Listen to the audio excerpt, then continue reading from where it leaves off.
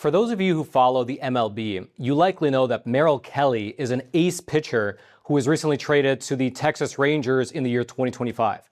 And he's very good. He's crafty with his throws, he keeps his pitches in tough spots, and he's really good at adjusting his approach to keep the hitters guessing at what he's going to be doing next. And this range of skills has translated into a lot of money for him. In 2025, he was making somewhere around $7 million a season. But in 2026, he was given two separate offers. He was offered $20 million a year to play for the California Padres, or separately, he was given a $13.3 million a year offer to play for the Arizona Diamondbacks. Looking at it from the surface, it seemed like an absolute no-brainer, except he chose to go for the Diamondbacks. And this wasn't necessarily just because he liked Arizona more. It was simply because of taxes. The taxes over in California are so high that $7 million difference between the two different contracts translated to only a $2 million difference in what would have actually been hitting his bank account.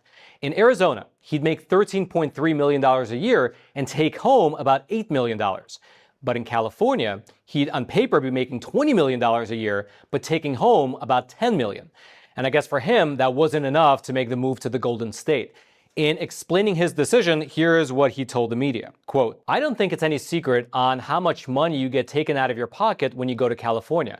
It's just, like I said, they take too much money out of my pocket, man. The taxes over there are a different level." And the different level that he referenced in that statement of his, it can easily be seen with another high-profile recent case. The most recent Super Bowl happened to take place over at Levi's Stadium in Santa Clara, California.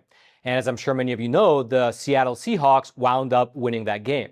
But what many people don't know is that the Seahawks quarterback, Sam Darnold, he wound up owing about $250,000 in jock taxes to the state of California after winning the game.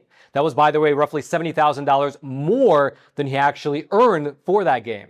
And the reason for that disparity has to do with how California taxes out-of-state athletes. California has a rule that out-of-state athletes must pay state income taxes based on the number of days that they work within the state of California.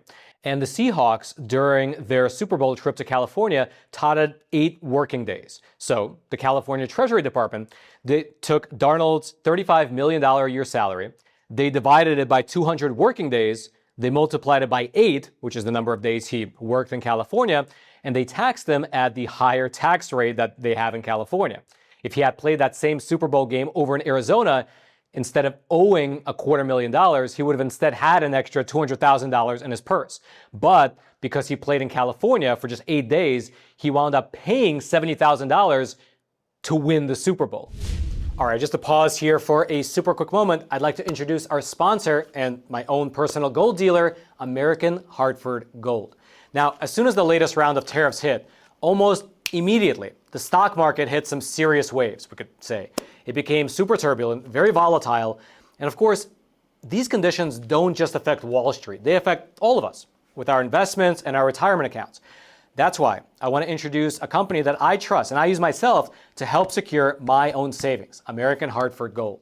They specialize in helping Americans move their assets into something tangible, something you can actually hold, physical gold and physical silver. 2 precious metals that help me sleep better at night, knowing that I have a hedge against all those brilliant decisions being made over in Washington. Now, they have an A+ rating with the Better Business Bureau, they have thousands of 5-star reviews, and they make the whole buying process super simple. Your metals can be shipped directly to your doorstep, or you can transfer your current retirement account to a tax-advantaged gold IRA. And the best part is that right now, American Hartford Gold is offering an exclusive buy one, get one deal for my viewers. When you call them and mention my name, Roman, for every 1 ounce of gold that you purchase, you can get 1 ounce of free silver. And so take advantage of this special offer. Either call 866-242-2352 or simply text Roman to 65532. That's again, 866-242-2352 or text Roman to 65532. I'll also throw their information. It'll be down in the description box below. Now, these types of high-profile cases involving athletes, they obviously don't apply to the everyman. But actually, these cases are just the most visible examples of this phenomenon. A phenomenon, I should mention, that does apply to normal people over in California. You see, California's recent batch of new taxes, they have essentially led to an exodus of both wealthy tax-paying individuals as well as corporations moving out of the Golden State. You have Tesla, SpaceX, The Boring Company, Oracle, Hewlett-Packard, Chevron, Public Storage, Charles Schwab, Realtor.com, Yamaha, as well as over 100, I think hundreds of smaller businesses you might have never heard of leaving California and moving to what they consider more business-friendly states. Over the last 6 years, from the year 2020 up until 2026, Texas has been the biggest beneficiary of this exodus, followed by Florida and Tennessee.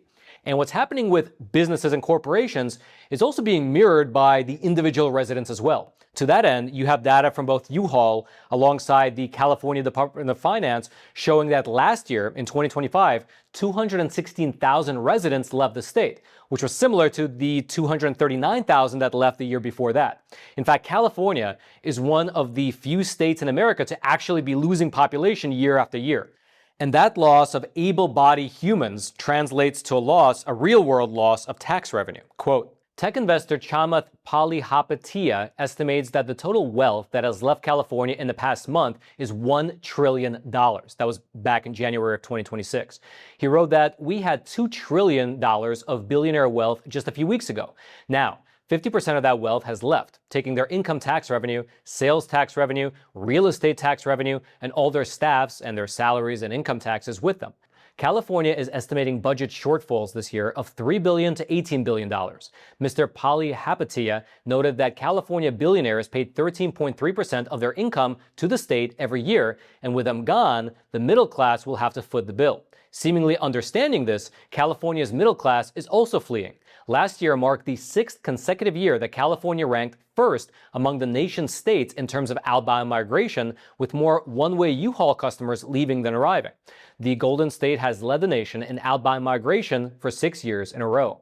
And indeed, it is this exodus of corporations, wealthy individuals, as well as regular middle-class Americans that's causing the state to rake in somewhere between $1 billion to $2 billion less per year in taxes.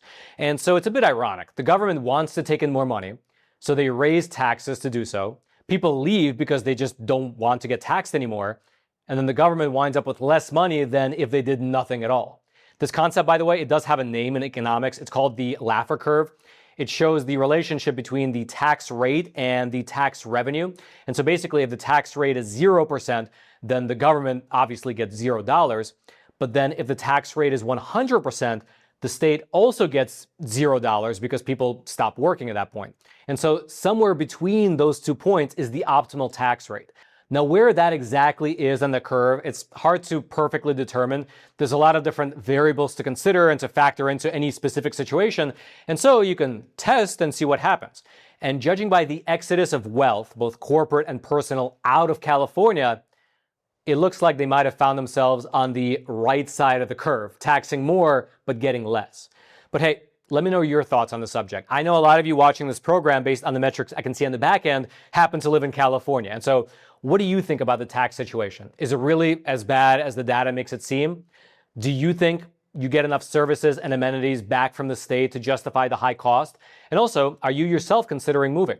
Please leave your thoughts in the comments section below. I'll be reading them tonight as well as into the week. Also, all of my research notes for today's episode will be down in the description box below, which is that same description box right below those like and subscribe buttons, both of which I hope you smash so this video can reach ever more people via the YouTube algorithm. People who perhaps might be thinking about moving themselves to California, not knowing about the tax situation, so you might be helping them out by smashing those like buttons. Thank you so much for that. And then until next time, I'm your host, Roman from the Epoch Times. Stay informed, and most importantly, stay free.